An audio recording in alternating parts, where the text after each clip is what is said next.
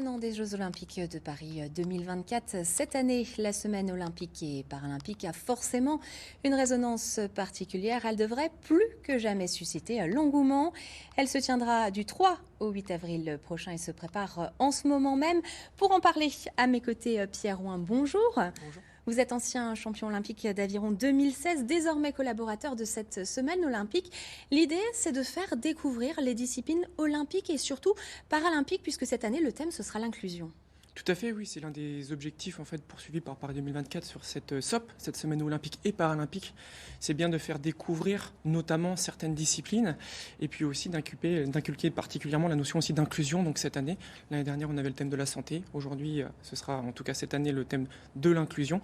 Donc c'est l'occasion de parler de ces enjeux, notamment sociétaux, justement auprès d'un public particulièrement jeune et auprès duquel c'est particulièrement important.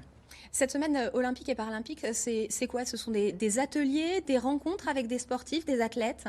C'est ça, en fait, c'est un petit peu un mélange de tout ça. L'idée, c'est de faire vivre un peu la magie de l'olympisme au sein notamment des établissements scolaires. Donc, c'est des ateliers, oui, prévus pour découvrir des disciplines, aussi pour justement proposer de l'activité physique et sportive qui sort un petit peu du cadre habituel, et aussi donc faire venir des athlètes de haut niveau dans des classes auprès des jeunes pour créer des rencontres, pourquoi pas des vocations, et puis surtout aussi pour marquer les esprits, et aussi pour valoriser ces athlètes qui viennent partager leur expérience et leur vécu de l'olympisme auprès de ces jeunes. À un an des JO de Paris 2024, forcément, cette année, la semaine olympique et paralympique, elle aura forcément une résonance particulière. L'idée, c'est qu'il y a un maximum d'engouement.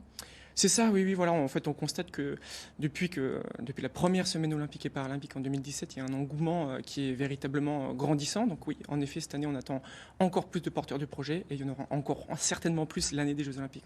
Pour vous, ancien champion olympique, quel est aujourd'hui l'intérêt à participer à ce type de semaine? Vous avez envie de transmettre les valeurs aussi, ces disciplines? De transmettre, oui, et puis aussi finalement d'apporter quelque chose que j'avais pas vécu personnellement et que j'aurais particulièrement apprécié, que ce soit la rencontre des athlètes, mais aussi le fait d'être vraiment immergé toute la semaine sur différents défis liés à une activité physique et sportive, mais aussi découvrir des cultures, comme c'est le cas tout au long de la semaine et que c'est prévu dans les établissements scolaires. C'est vraiment une aventure un peu particulière qui est proposée à un jeune public et j'aurais véritablement aimé la vivre et je reste persuadé que c'est une belle arme pour aller impacter le modèle un peu culturel français qu'on cherche justement à impacter actuellement.